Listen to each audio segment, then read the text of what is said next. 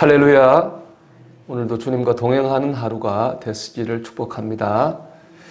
본문은 친구들의 말을 들은 욥이 너무 괴로워가지고 항변하는 그런 내용입니다.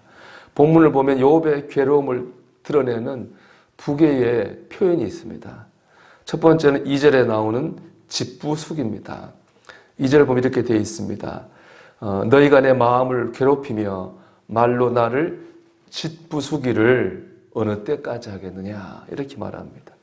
욥은 친구들 말 때문에 자기가 너무 괴로워져서 짓부수어졌다 이렇게 표현합니다. 짓부수어졌다 얼마나 힘들면 이렇게 짓부수어졌다 이렇게 표현할 수 있겠습니까? 또 다른 표현은 3절에 나옵니다.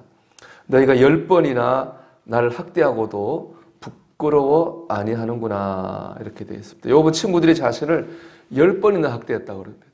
10번이 의미하는 게 뭐냐 하면은 사람의 손가락으로 표현할 수 있는 최대치입니다. 우리 손가락 10개 있잖아요. 최대치예요. 욥은 최대치의 고난을 지금 받고 있는 것이고 최대치의 고통을 당하고 있다고 말하고 있습니다. 그리고 이 모든 고난은 하나님이 주셨다. 이게 욥의 생각입니다. 6절입니다. 하나님이 나를 억울하게 하시고 자기 그물로 나를 애워싸신 줄을 알아야 할지니라. 하나님이 다 이런 짓부수게 하는 고난, 10번이나 학대하는 고난 하나님이 주셨다는 거죠. 이런 생각을 들은 거죠. 하나님 왜 내게 이런 고통을 주실까? 왜 내게 이런 시련을 주실까? 욥이 어떻게 보면 그런 지금 토로를 하고 있는 겁니다. 우리도 이런 마음이 들 때가 있습니다. 하나님 왜 이렇게 하시지 나한테? 하나님 뜻을 잘 모르겠고 하나님 마음을 잘 알지 못할 것 같을 때가 있습니다. 그럴 때 우리가 어떻게 될 것인가 라고 하는 것이 오늘 말씀의 질문이고 묵상의 주제입니다. 이런 하나님 왜 내게 이렇게 하시지? 우리가 알지 못할 하나님 뜻을 깨닫지 못할 때입니다. 오늘 나누고자 하는 답은 데오 볼란테입니다. 이 데오 볼란테는 하나님의 뜻이라면 라는 그런 뜻의 말입니다. 초대교회 성도들은 이제 그때는 편지를 서로 주고받았지 않습니까?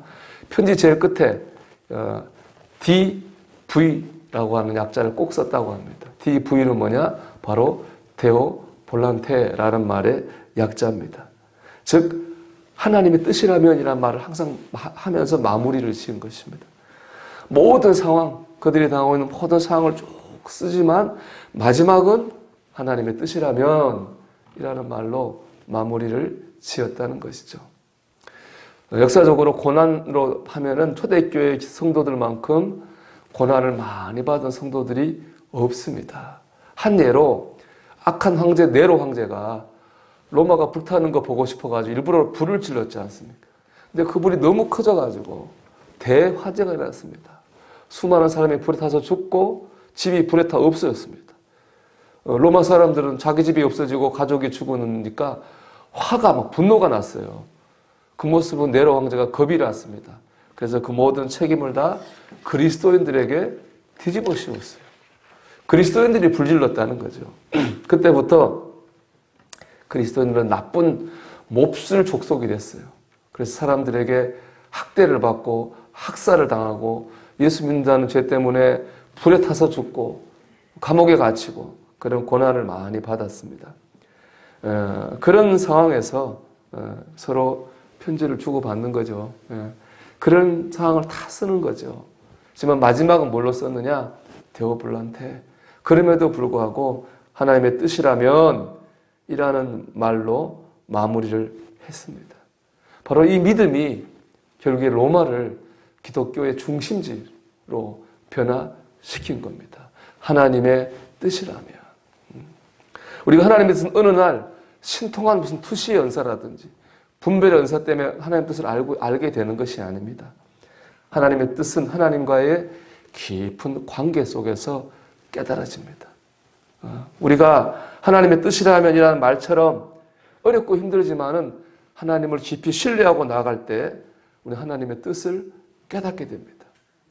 이것을 선순종의 원리라고 합니다. 먼저 깨달아서 순종하는 게 아니라는 거예요. 먼저 순종하다 보면 깨달아진다는 것입니다. 이걸 보여주는 사람이 바로 아브라함이죠. 하나님께서 아브라함에게 하나밖에 없는 아들 이삭을 죽여서 제물로 바쳐서 예배드리라 이렇게 명령을 하셨습니다. 이해하기 힘든 말씀이죠. 모든 걸 다 떠나서 어떻게 선하신 하나님께서 이렇게 잔인한 명령을 할 수 있겠습니까? 하지만 아브라함은 순종했습니다. 그리고 그 순종의 끝에서 하나님의 진짜 뜻을 깨닫게 됐어요. 하나님은 처음부터 아예 아브라함, 이삭을 죽일 생각이 없었습니다. 하나님 진짜 뜻은 무엇입니까? 아브라함과 이삭을 축복하는 게 하나님의 뜻입니다. 근데 축복을 받기 전에 항상 시험을 받거든요. 시험을 이겨서 축복을 받는 겁니다. 그래서 하나님께서 아브라함과 이삭을 축복하시려고 시험을 하신 거죠. 이게 하나님의 뜻입니다. 하나님의 기대대로 아브라함은 순종해서 아브라함과 이삭이 축복을 받았습니다. 아브라함과 이삭이 시험을 이긴 비결은 이해해서가 아니에요. 순종했기 때문에 그렇습니다. 순종했더니 나중에 이해가 되었습니다. 이것이 바로 선순종의 원리입니다. 제가 예전에 전도서 가지고 말씀을 전할 때 하나님의 역사는 직선이 아니라 곡선 위에 있습니다. 이런 주제로 제가 설교를 했습니다. 여러분, 하나님의 뜻, 하나님의 역사는 직선이 아니에요. 날마다 올라가고 좋아지는 게 아닙니다. 하나님의 뜻과 역사는 곡선입니다. 하나님은 때로 우리를 돌아가게 하십니다. 이렇게 돌아가게 하시죠. 때로 이렇게 내려가기도 하십니다. 하지만 돌아가든 내려가든 때가 되면 하나님은 결국에 뜻을 이루시고 복과 은혜를 주십니다. 그러나 이런 곡선의 역사하시는 돌아가고 내려가게 하신 하나님의 역사와 뜻을 깨달으려면 우리에게 필요한 믿음은 뭐냐? 하나님의 뜻이라면 이런 믿음이 우리에게 필요합니다. 그럴 때 우리가 하나님의 역사를 경험하고 은혜를 깨닫게 될 것입니다. 여러분, 오늘도 여러분의 연약함과 괴로움을 하나님께 의지하십시오. 하지만 항상 마지막에는 데오블란테 하나님의 뜻이라면 이런 믿음과 고백으로 마무리를 하십시오. 그럴 때 여러분 하나님의 뜻을 깨닫고 역사를 꼭 경험하게 될 줄로 믿습니다.